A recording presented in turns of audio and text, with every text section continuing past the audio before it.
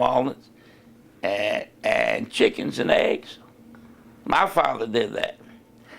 He'd have 500 tons of black walnuts a season. Now you think of 500 tons of walnuts? Okay, now what did they do with the walnuts? They used the nuts in candy. They had a candy called walnuttos. You never heard of walnuttos. So Peter Paul, the Mound, used to make walnuttos. But the shells were used to make activated charcoal that we used in World War II in the gas masks. Okay, the canister. So, and the hides? Hides, absolutely. Hides, people used to kill hides. They used to have local small packing plants. They'd buy the hides from them. People used to individually slaughter cattle. They'd skin them properly. My father made a market for it. They called it what they call farm produce. That was one of the produce. How about sheepskin when they did a sheep? And what did they do with the hides then? The hides, they used to salt them and put them in a hide vat. Then they used to knock the salt off of them, pack them up, and send them to a tanning company where they proceeded to tan them. Most of that is done overseas now, but they still have cow hides. They salt them, put them on containers, and send them to China where they process the leather. In fact, I was in China and saw them processing the leather. How do you think the scrap industry has changed over the years? From a business doing small handwork to manufacturing plants. From a junk dealer to a metal processing facility. Okay? A lot of difference. And that's when the advent of certain machines, like the automobile shredding plant, costs $5-6 million a piece to plant. And it shreds automobile. We use 8,000 automobiles a month in this operation. So, I mean, and then we process it down to the finest metallic extraction that you could do. And you mentioned earlier, well, your son mentioned that he would be probably the last Denbo. That's right. The last Denbo. There are no more Denbos in the scrap business. My son had 3 daughters. I had 1 son and 2 daughters.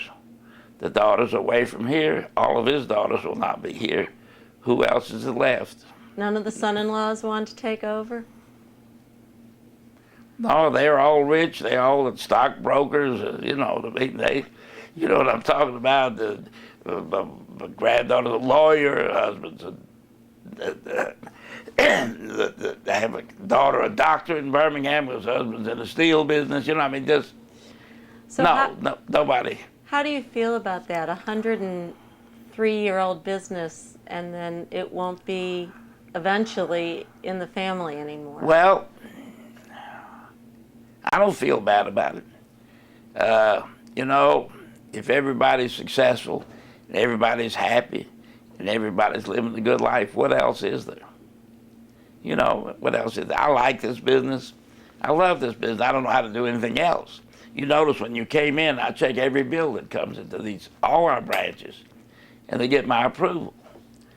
What does that mean? That means as chairman, and I'm not working hard as chairman, that everybody everywhere knows that I'm looking. And that puts the reins on people who might think they might do something incorrectly. So, in summation, how would you look at your life here in Decatur, if you could sum it up? I lived a good life. We all lived a good life. Look, in the business, in the beginning, you're conservative, you struggle, you do better. Then you take the money and you do things for your children, and you and your wife do things. And, we did, and my first wife and I traveled. We went to Israel, I was trying to remember the year. I'll have to go to my archives. I think between 45 and 50 years ago. We went there to visit the sole survivor of my father's family. She wasn't found until 58. And in 62, she and her husband, 2 children, we were able to get them successfully moved from Russia to Israel. My cousin's husband, had both his legs blown off in the Battle of Stalingrad, He had his right leg blown off below the knee and his left leg just above the ankle. But he was crippled. The Russians let him go because he had a pension. He had to leave his pension behind. And of course, Israel, they opened their arms to him, even though he was crippled. And they had their 2 children. They came with him, young children. One was a nurse, and the other became a member of Mossad. He was a colonel. He then worked for the nuclear reprocessing plant north of Tel Aviv as a manager, and then he's retired now. And they have an interesting name, Brezhnikov. You know, like Mikhail Brezhnikov, but their name is Brezhnikov. And finally, do you think the South in general, just because you've lived in the South your whole life, do you think the South has been welcoming to Jewish people? No, I don't really think so. I think that Jews still want to leave the small communities, as history has proven, because they're not accepted. Even though they may be accepted marginally, they wanted to move to the big cities where they're accepted with their own group, like Birmingham and Atlanta and Jackson, Mississippi. I mean, these are large Jewish communities. And, you know, Birmingham, Atlanta, a very large Jewish community. Birmingham, I think, has 8,000 Jews, I think, something like that. Three well, that's synagogues. What you had. 3 synagogues in Three Birmingham. synagogues, right. Birmingham. You have, well, you got 4. You've got the Reform, Conservative, Orthodox, and the Chabad. That's the 4th Chabad. one. That's the 4th one. And like I say, a lot of people there. And with the Chabad, the people, ultra-Orthodox move there. I mean, beyond the Orthodox, ultra-Orthodox are moving there. So, I mean, Atlanta has their ultra-Orthodox too. Got a bagel factories. I mean, you know, but like I say, that's where people want to be. They got the real delicatessens. Decatur has no delicatessens, you know. It has no bagel factory. And that's where Jews want to be. You know, there are 2 kinds of Jews, the religious Jews and the gastronomic Jews. The gastronomic Jews don't practice Judaism, is that what they eat. Was it ever hard for you to get the Jewish food? Was it hard for your wife to get some of the Jewish food she wanted to make for the holidays? No, we do it. We go to Birmingham, and we go to the right place, and we'd get the right food, and we'd have it. Yeah, I always had it. We still practice Passover here. I mean, we do. My wife cooks. I'll tell you an interesting story in Decatur. There was an ultra-Orthodox with the black hat, the beard, with the 4 locks payas, with the tzitzis hanging out of his vest. And he came here to do business. He came to see me. I thought he was begging for money. But he came in and said, no, I've come here and doing business with a company. He was opening an additional kosher poultry processing plant in Brooklyn. And there was a poultry processor here who killed chickens. He bought 2 trail loads of equipment to process chicken in Brooklyn. And you know, here they use hot water, there they use cold water to get the fat.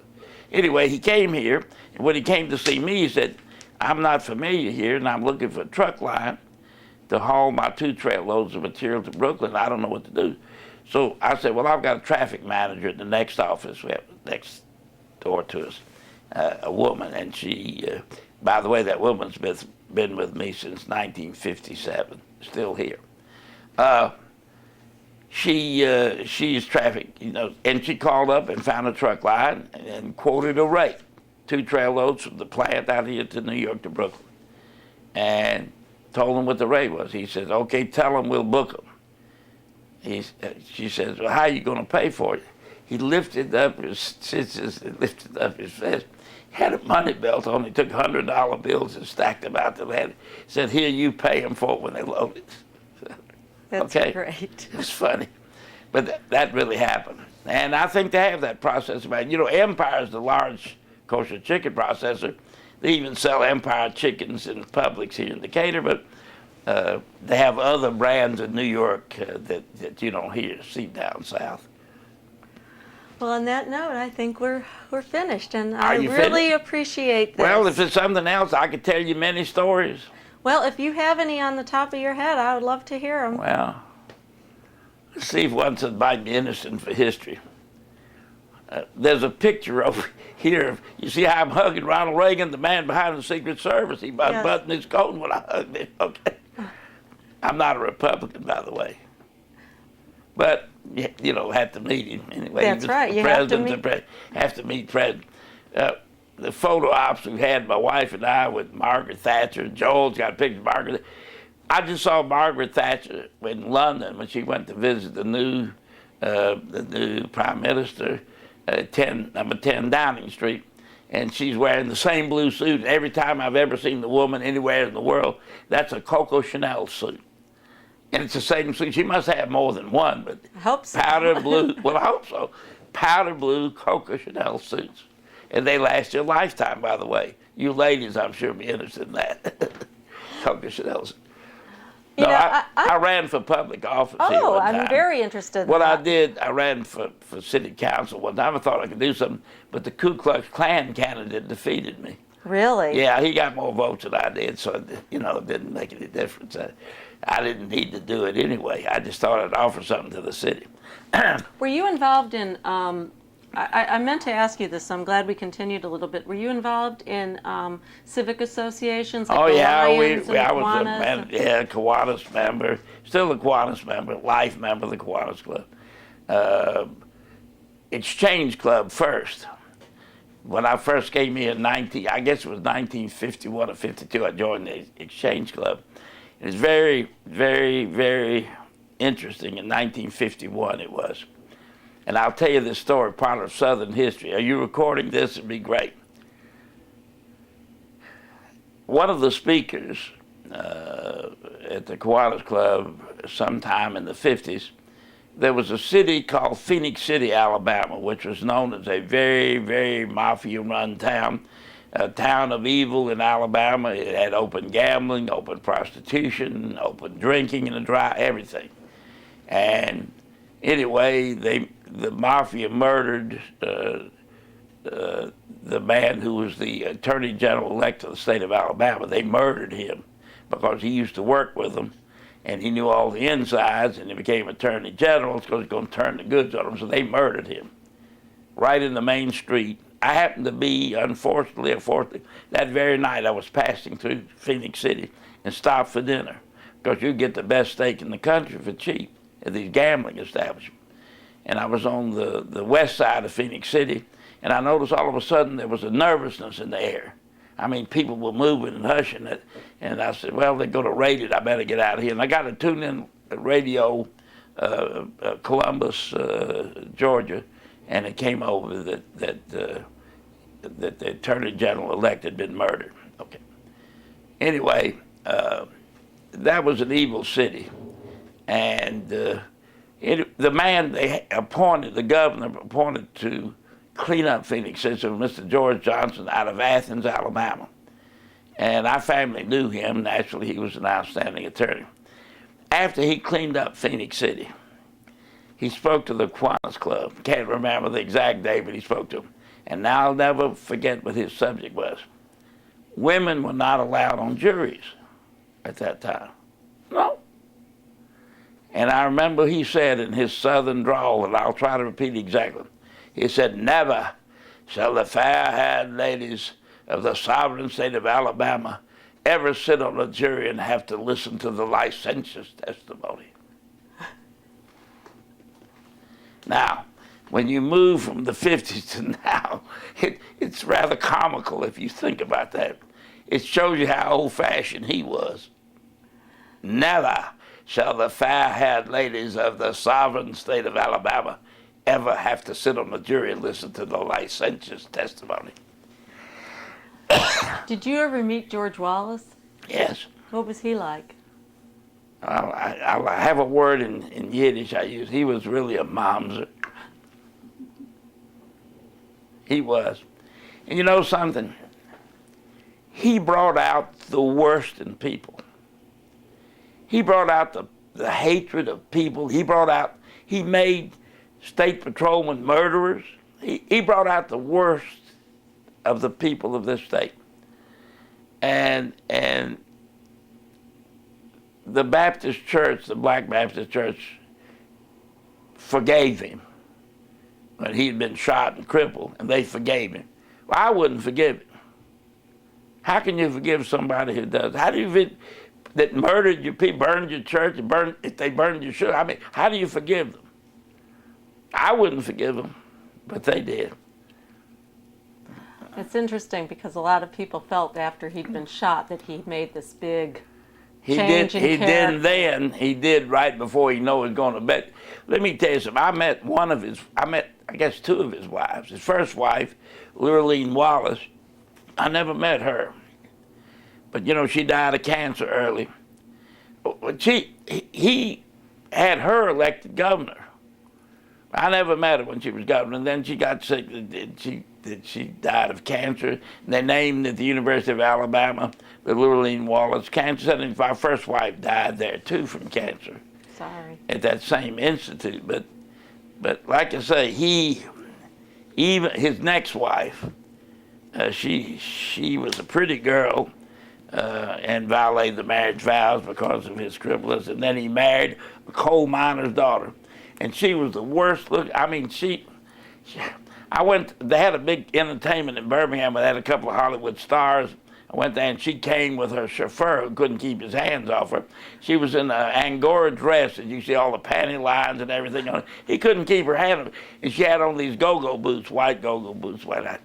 Boy, you're talking about a country girl, and she double-crossed it. He divorced her. So, you know, God does some punishment, other types of punishment, both physically and emotionally, to those evil people of the world. You got to remember, I still believe there is a God in heaven who punishes if you don't do right. I really believe it. I think you're absolutely right, and I love that story. And on that note, I think we'll Thank you very much. I appreciate it. You were great.